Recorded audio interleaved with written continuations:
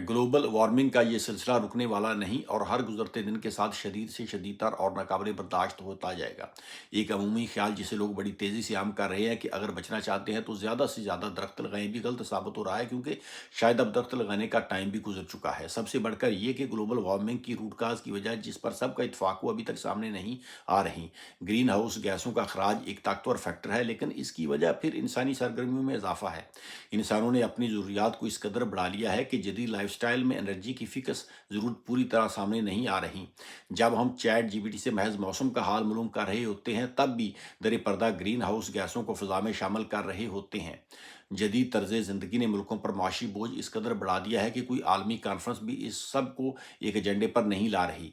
Carbon एक आग है जो प्लास्टिक के ढांचे और एनर्जी की पैदावार के मनी एलिमेंट के तौर पर बिला रोक टोक फ़िज़ा में शामिल हो रही है और हम इस आग को देख नहीं पा रहे। यही इस खुफिया आग की सबसे खौफनाक खासियत है। 2 दहाइयों से पोल्यूशन पोल्यूशन खेलकर अब आलमी ताकतें थक चुकी हैं। ज़मीन पर बर्फ़ के आखिरी टुकड़े के पिघलने तक हम सब ने इंतज़ार करना है, और खौफनाक इंतज़ार।